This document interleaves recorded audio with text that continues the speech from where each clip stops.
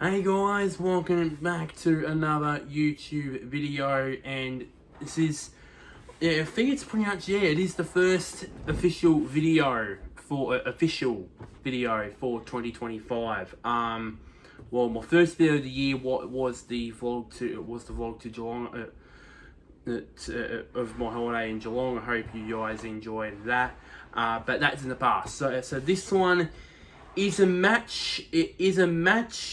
cricketing match review. Now, you say cricketing because you might be thinking, is this usually Big Bash? No, there it is. There you go. 10 points to Gryffindor, I think. So this is on a different T20 tournament. Now, this one is a match review of the final of the SA20 tournament in South Africa, which that game was played. I think it was on Sunday morning here in Australia, but it was on Saturday. I think it was on Saturday night. I think it was on Friday night in South Africa. I think that I need to correct myself on that. But yeah, so before I run through the final, through what happened in the final, I need to for all of you guys, for all of you guys in Australia, you're asking yourself, what is the SA20 tournament? Well, the SA20 tournament, as I said, is it's sort of, I'll put this simply. It's a South African version of the IPL in India, where instead of 10 teams, it's 6 teams that are owned by the IPL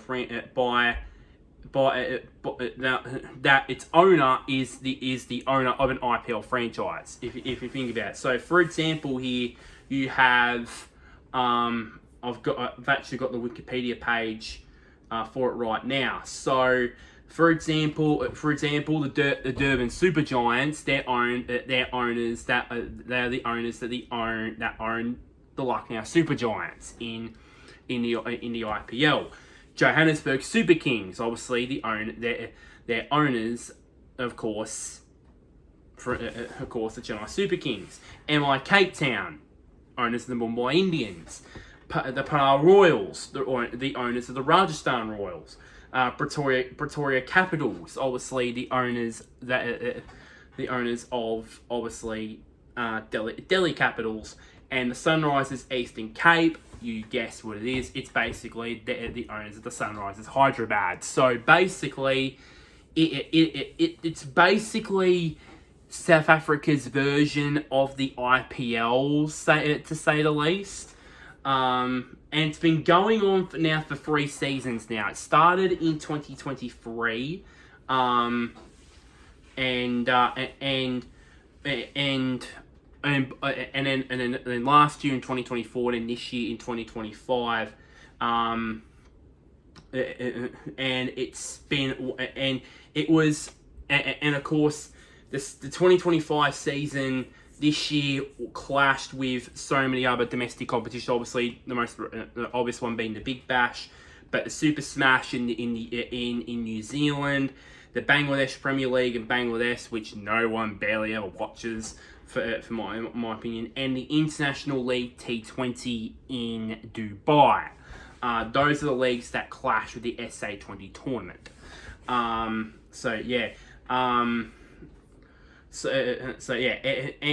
the final and the last 2 seasons have been won by one team, and that was the Sunrisers Eastern Cape, until this season, which I'll get to later. And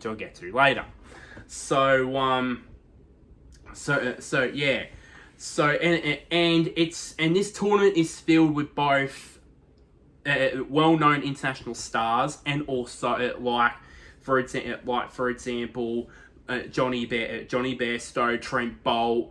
I'm reading off names here on the side here. You got the likes of you got Evan Lewis. You got Will Jacks in there too.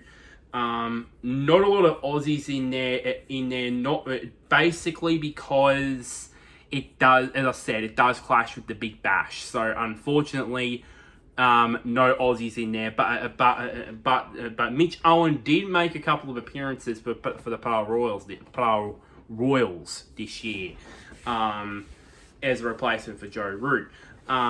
So at least one Aussie played in the SA20 tournament this year.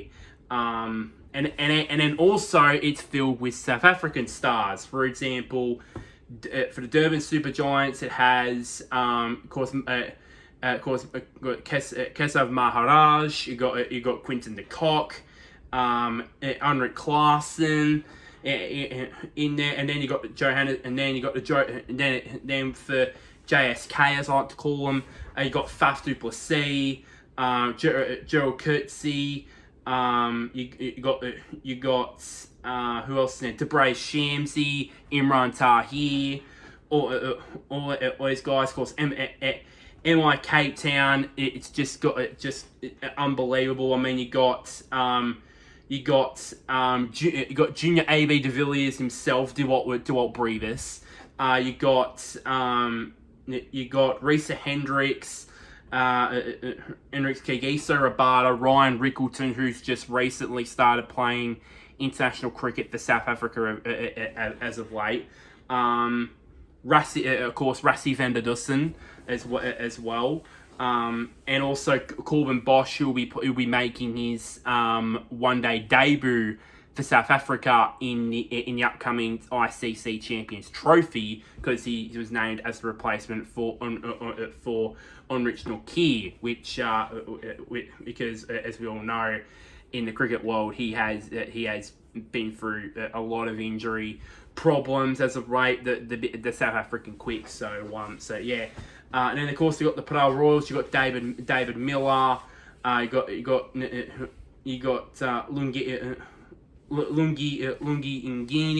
Ngidi. You got Laquire, if fancy say it.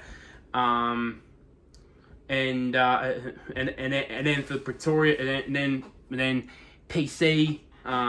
You got Riley Rousseau. It's in there. Nokia, as I said as well. Wayne Parnell as well plays for them as well. And then of course the Sunrisers Eastern Cape. I mean, this is why they've been the best the previous two seasons in 23 and 24. You got the captain himself in Aiden Markram. I mean you got Simon Harmer. Marco Jansen, of course, one of the two best left armers, in my opinion, at least, alongside Shane Sharafredi. You got Tristan Stubbs as well. So a very big mix of South African stars in this tournament, which is that's the difference between them and doing this tournament and the Big Bash, because it's the Big Bash. In the Big Bash, you can't get the likes of Lamashane, Smith, Stark, Hazelwood, Cummins, all these big Australian stars playing the Big Bash. But in this tournament and a lot of other tournaments, if you can a lot of other domestic T20 tournaments around the world. It doesn't matter if it's the IPL, the CP, the Pakistan Super League, the Caribbean Premier League, all of that. You do get some domestic big stars that play for, let's say, India, play for the West Indies, play for Pakistan, all going to be in their own domestic tournaments. For Australia, we don't have that luxury, but and of course Africa are one of those that have that luxury of having stars, having their big stars play in the SA20 tournament. So let's get to the final itself. Of course, the final, as always, is played at the biggest stadium terms of capacity, I think, in South Africa, and that is the Wanderers in Johannesburg. So pre-season, so in the pre-game, the MI Cape Town captain Rashid won the toss and straight away elected to bat first. So the MI Cape Town or My Cape Town, whatever you want to call it. The starting 11 was this. So it was Venderdussen and Rickleton as the two openers, and then you got Hendricks, Brevis, and put Geyer at in the middle order. And then you have Corbin Bosch, Rashid Khan. I mean, it's embarrassing of riches, this MI Cape Town bowling attack. You got Rashid Khan, you got Kagiso Rabada, and Trent Bolt. That is just insane. It's an insane lineup ahead there. 2, 4, 6, 8. And I think I've left. I accidentally left out a couple of them. I know one of. I think I left out a couple of them. One of them was George Linder, and the other one was Connor Esterhuizen, which I'll get to a bit later. So that's an error on my part again.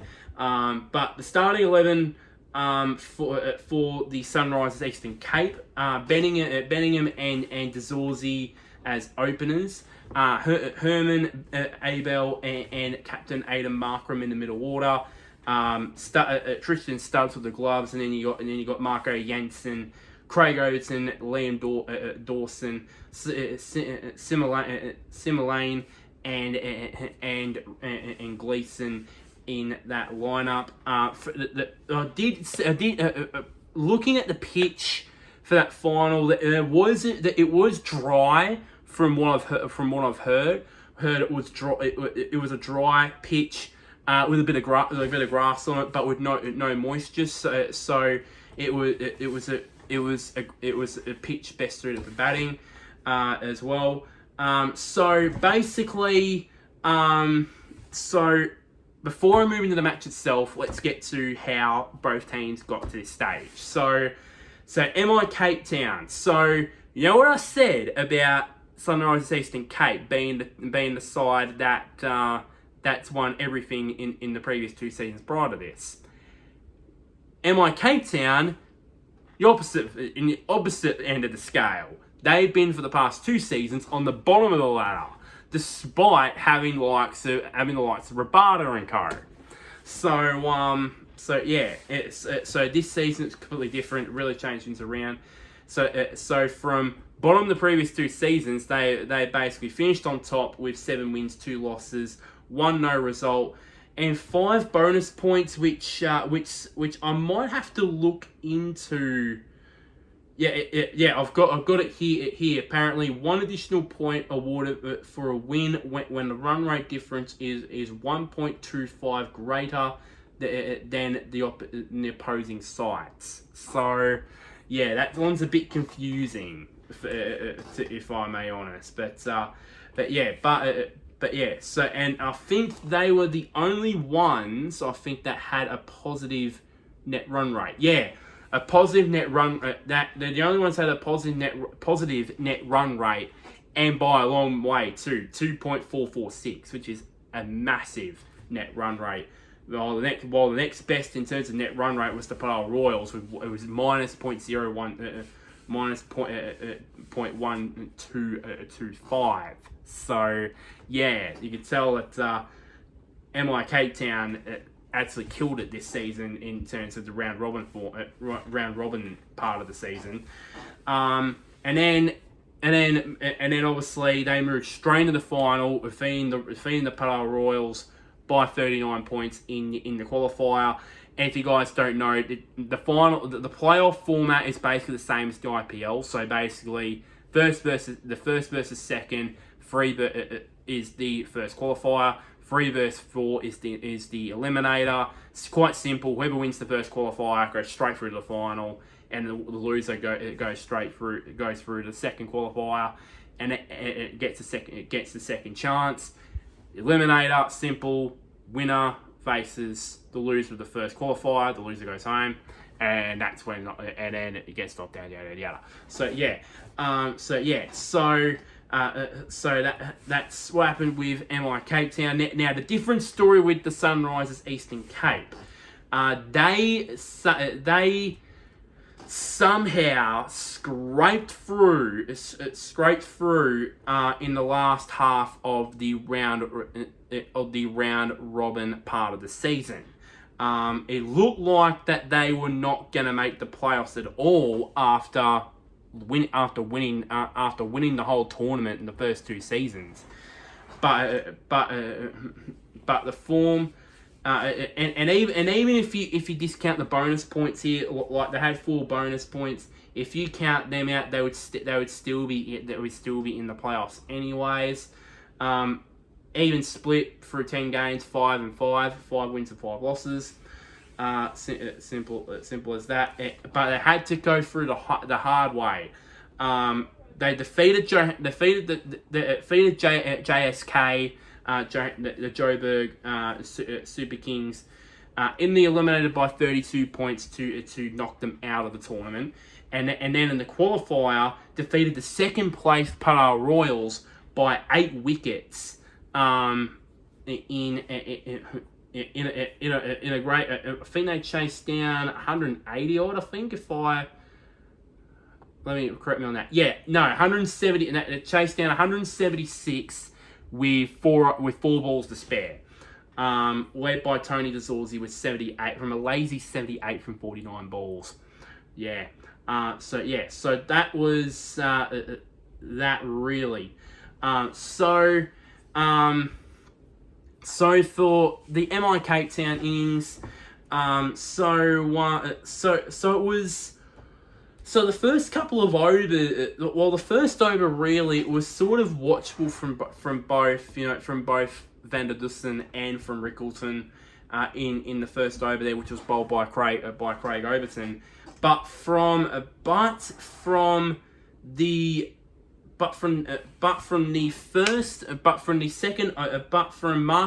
Marco Jensen's first over onwards, it was pretty much really when Ryan Rickleton really started to hit his range, started hitting a couple of boundaries, hit a couple of sixes. He won, including the first 6 of the game where it went off the top edge, and it went over fine leg. It went for 6. 17 runs from Marco Jensen's first over, really, and then this is where Rassie van der Dussen, really, it came off, when he was struggling pretty much all this innings, to be honest with you, to be honest with you here. Barring this big 6 of 71 metres, but with a massive pull shot over backwards square for 6, but it was really the opening partnership got to 50 over 29 balls between Van der Dussen and Rickleton, and then. And then at the end of the 5th over, there was the first wicket of the final. Rickleton, I've heard this on commentary. Apparently, he does tend to. The problem is he tends to over hit his shot, and then when he tries to realise, oh shoot, this shot could lead to my downfall, he can't back out of it, which means that he ended up doing this instead of following through with it, and it ended up chipping it straight to mid on, and that's how the first wicket fell. Even though he got a quick fire, entertaining 33 from 15 balls there, and then of course Risa Hendricks came out to bat at number 3. He didn't last long. When he basically chipped the ball, when he basically dribbed the ball straight to backward point, the deep backward point for a second ball duck. So basically 2 wickets in a space of 4 balls there after such a blistering start from MICT. And then obviously, and then after the power play, of course, MI Cape Town reached 52 for 2 by the end of that 6-over power play. They were going on a run rate of just over 8.5 and over in the power play, which was great for them. Then things kind of slowed down, a little bit. Only 4th was taken from Liam Dawson's first over, and then of course the captain Aiden Markram decided that I'm gonna roll my arm over, and got hit for a boundary. And got rid of for 11 runs, and then the first ball of Liam Dawson's second over, he gets Rashid stumped for 23 off 25. Barring that 6 that he hit, in like I think I said the third over, I believe it was. The third over. He never really got going. He never really did get going. It was Vander Dussen, so he was there. And at the same time, strategic time. The strategic timeout was called, so you could tell really that this is legit the South Africa version of the IPL. Let's put it that way. There on that count. And then George Linder came out there. George Linder came out there, and then straight away, and then like an over later, he hits his first 6. With a big 6 straight down the ground that went 95 meters. It was a massive 6. It was a massive 6. So. And then the MIK Town got to the halfway point at 76 for 3. So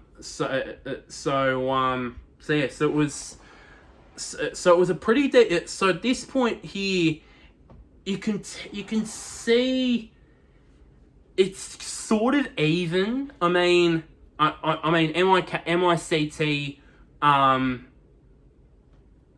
owned pretty much the first 6 overs, pretty much most of the power play, pretty much thanks to the opening partnership of Vander Dussen and Rickleton, and then basically slowly but surely the Sunrisers pegged them back, so now it's back to even again. Even maybe you can slightly Sunrisers are in front of the game at the 10 over mark in the MIK Town innings. And then, and then of course, Connor Esterhuizen, or Hausen, what do you want to call his name? Hit his first boundary, and I liked his innings, to be quite honest. I liked his innings where he was, he just played the second fiddle to the guys to the players, obviously, to George Linder and of course Dewalt Brevis, which we'll get to in a bit. Linder started hitting in the 11th over, hit a couple of 6s, and then hit it, and then he hit, and then of course he went for 1 6 too many and hit one straight down the throat of long on for 20 off 14. Which allowed Liam Dawson to get his second wicket of the innings there. So of course Dewalt Brevis went out there. Of course they call him Junior AB because obviously. Of course, it reminds everyone of the great A.B. de Villiers, and actually he was mentored by A.B. de Villiers as well. So it took quite a bit for Brevis to get his first 6, which was at the end of nearing the 13th over. Hit a massive 88-meter 6 over mid wicket there, and then obviously. Of course, in the 13th over, obviously, it was the end of Liam Dawson's 4-over spell. He ended it with 2 for 40 from 4 overs. Going on a comedy rate of 10, which is not the best, but anyways, really there. And then of course, Dwell Brevis obviously hit his first 4 in the next over through a late cut past I think Gully, I believe it was, to continue on his merry way. Similane, his one and only over was a bit wayward. 14 runs, a 4 and a 6, and a no ball as well, which was not good as well. And then at the same time, the second strategic timeout was called there. Brevis. He's continued on his merry way. He hit another 6 off in Craig Overton's 4th and final over. Good figures. Good figures. Obviously, 1 for 31 from his 4 overs there. And then in the 15th over, obviously the 50-run partnership came up between Brevis and Esterhuizen.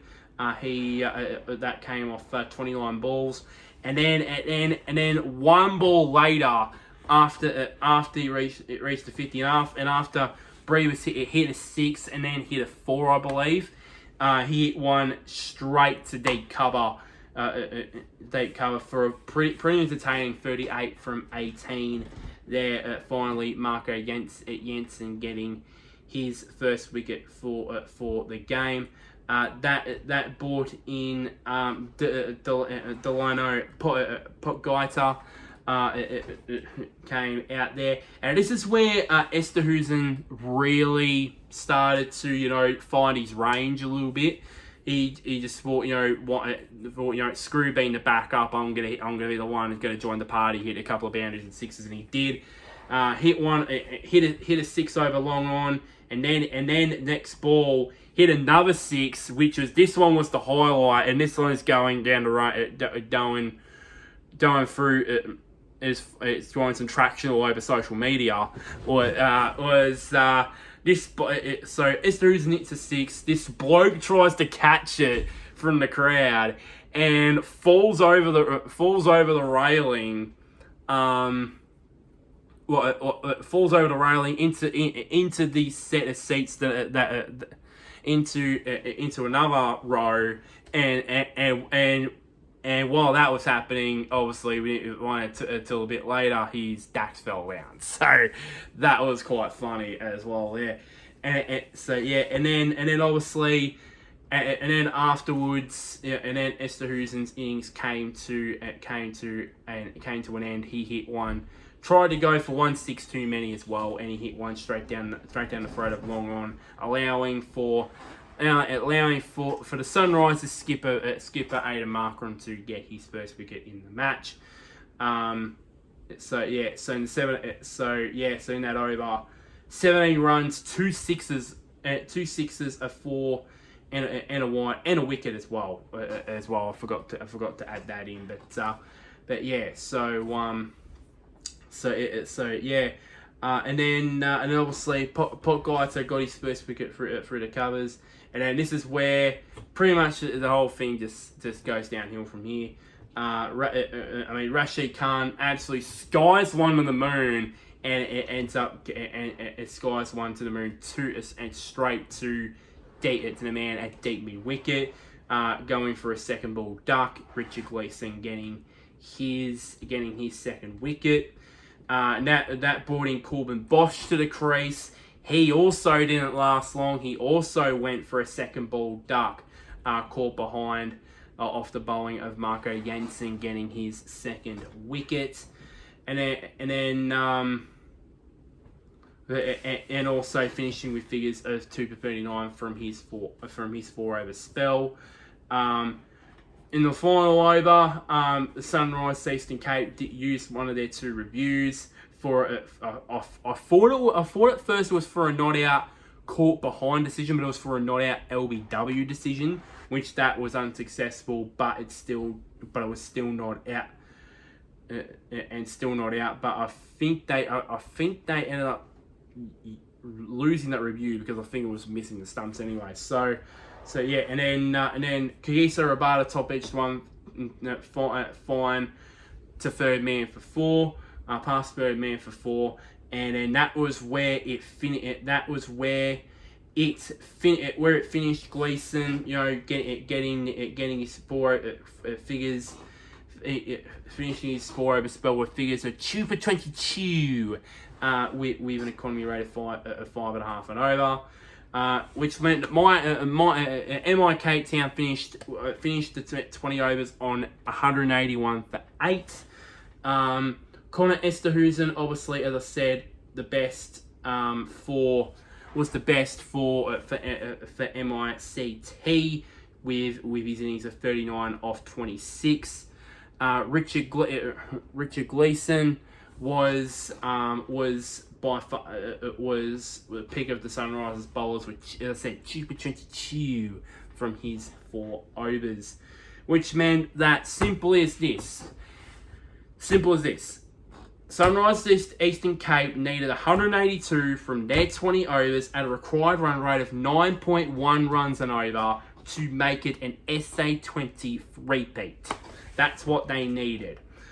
So let's get into it. So the Sunrisers Eastern Cape. So there was a pretty good, tight, there was some tight bowling. Obviously, no one, because obviously, of course, the bowling attack that has Rashid Khan, Trent Bolt, Kagiso Rabada. I mean, come on. Three runs are taken from that first over. David Bellingham, Bettingham, in about 3 balls his first boundary. I think it was with a cut shot through the offside, and then he ends up chipping it straight. He ends up with 1 ball to go in the second over, chipping it to cover straight to the covers with covers, and that would be the first wicket of the innings there, belonging to the great KG Rabada, which will probably us Aussies will have to get used to in the World Test Championship final. But anyways, so yeah, and then of course MI Cape Town, in the third over had reviewed an LBW decision which was not out, but the review was retained off the back of the stumps being umpire's call, so they retained that review. And then 2 balls later, Jordan Herman just legit skies 1 to the moon and back, and it was caught by the keeper Ryan Rickleton for 1 off 5 deliveries, with Trent Bolt getting his first wicket there, and then afterwards there was a steady partnership between between the Englishman Tom Abel and Tony DeZorzi. Of course, yeah. Halfway through the fourth over, Tom Abel hit the first 6 of the innings with a shot straight over cover, which went 80 meters, which was the only 6 he would hit. He would hit, I think, hit the whole for the whole innings. So yeah, but Bolt was but Trent Bolt was the one really for MI Cape Town. I mean, he was just unplayable, really. With all his experience and that, he really did shine on the biggest occasion. Sunrise Eastern Cape really, 34 for 2, after the power play, which was not great, great by their standards, obviously. And then obviously Tony DeZorzi had to wait halfway through the 8th over to hit his first six, and what a six it was! 105 meters over square leg out of the Wanderers. Simple as that. But yeah, and then he hit another 2 fours. He was struggling really to get going for most of the innings, to be quite honest, with DeZorzi. But it was in the 8th over that really got him going. But it was a good time for MI Cape Town because the strategic timeout was called. So yeah, or was it this? I don't know. It was either this or this. I don't know. But anyways, and then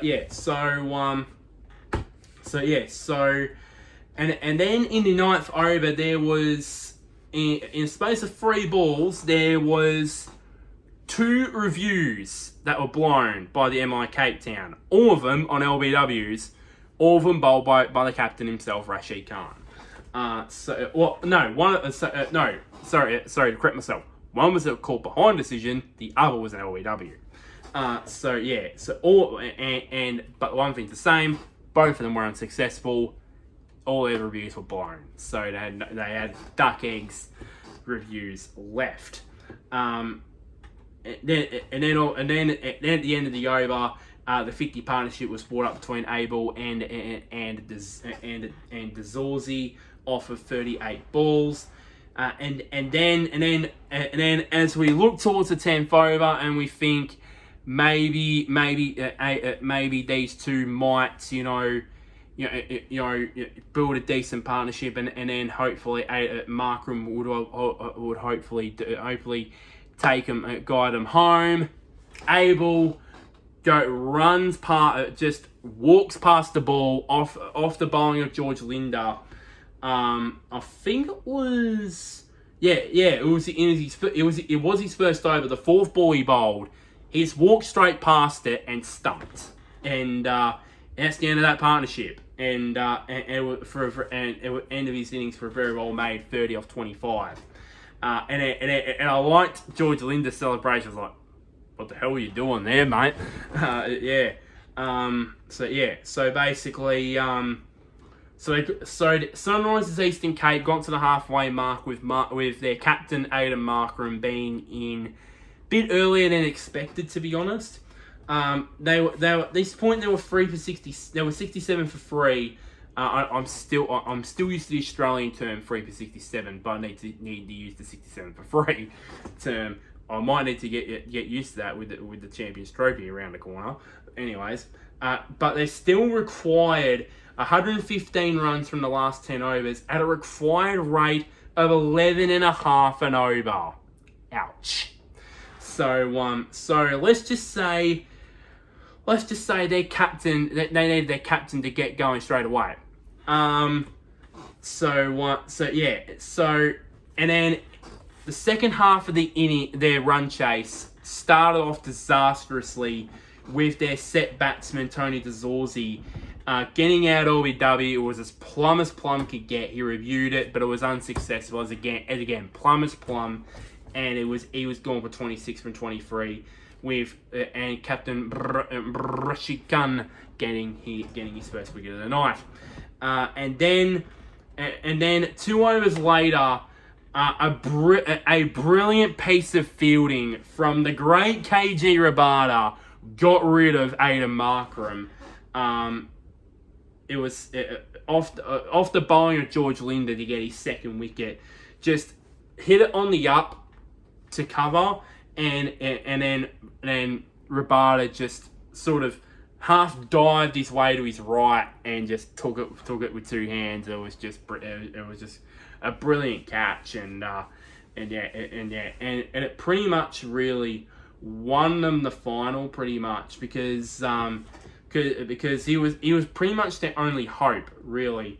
Rashid Khan, of course, soon ended his spell in the 13th over, ended with figures of 1 for 19 from his 4 overs and a comedy rate of 4.75 and over.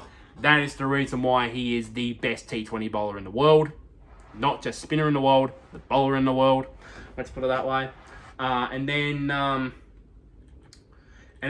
obviously, and then obviously Linda, obviously, he got 5 runs from his third over.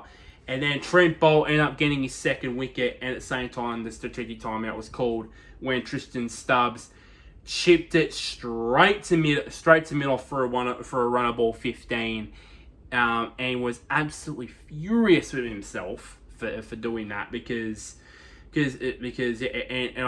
heard the commentators say he's a guy that's he would have been very hard on himself for that, because obviously he was obviously the last real hope for the Sunrisers, and unfortunately he kind of gave his wicket away, which was right. I mean, he did gave his wicket away there. Trent Boult, I mean, finished off his magnificent spell of bowling.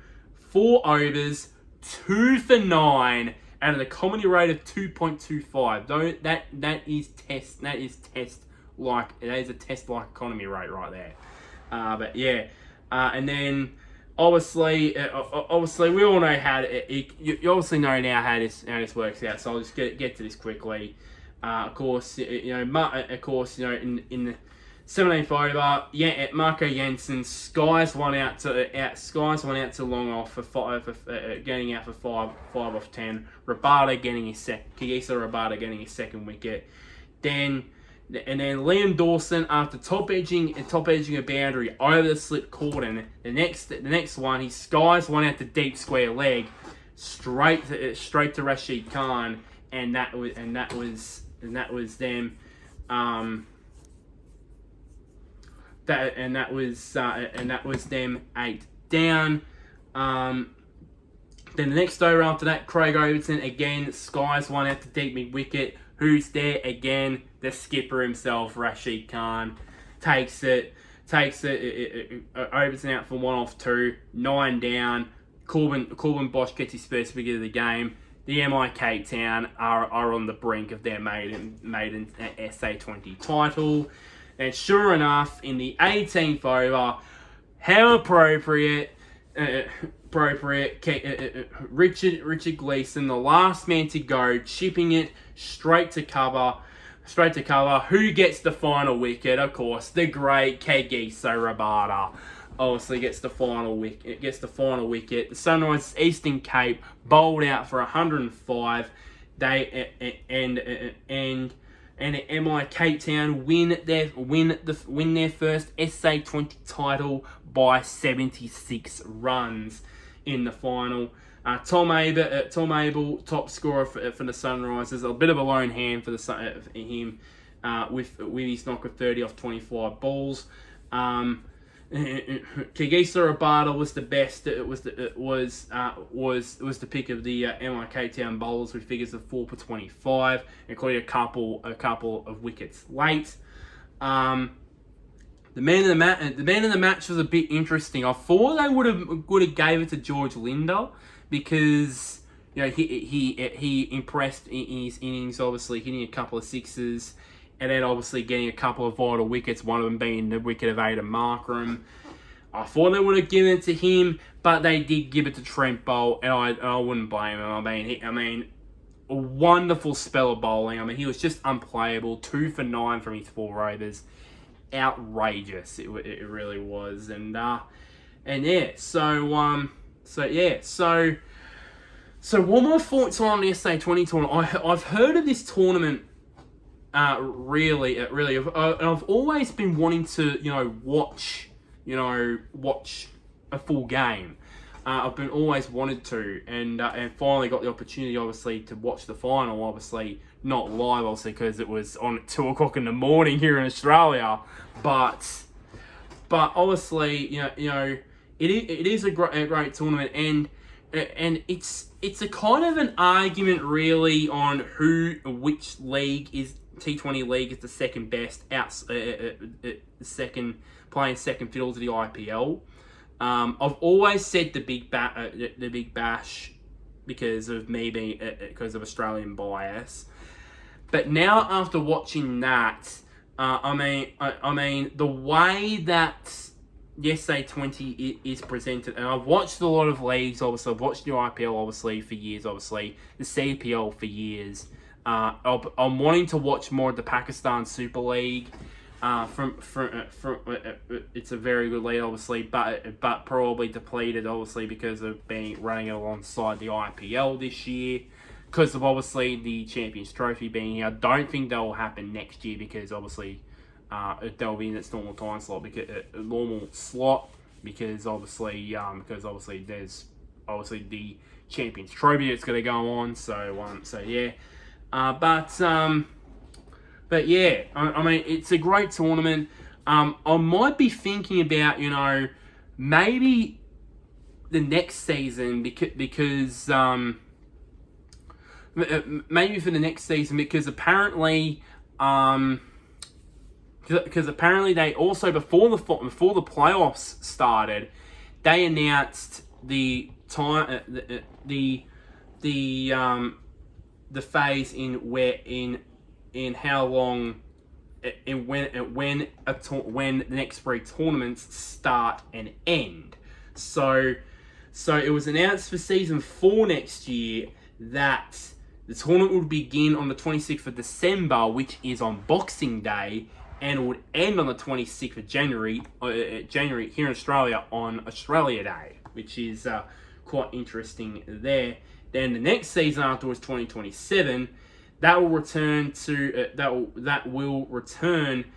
to 1 year pretty much. So it will return to basically going from January 9 to February 14, and then the next season after that, in 2028, which is the 6th season, that will also start on January 9 and February 13. So yeah. So yeah,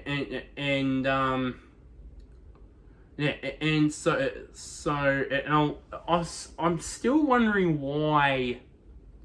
I still wonder why the next season, season 4, it will start on this, go from December 26th, 2025 to January 26th, 2026.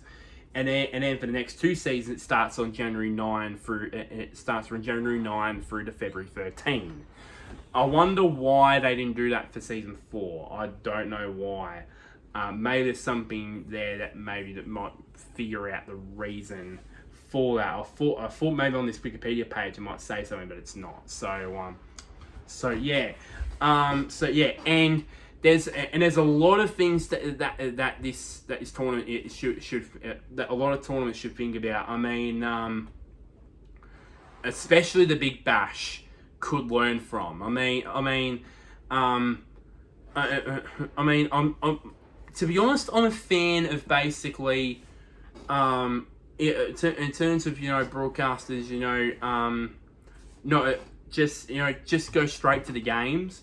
No pre-match entertainment, no pre-match entertainment, no innings break entertainment, originally that, but maybe something that might be something that will grow on me, probably, and probably that's something the Big Bash should think about.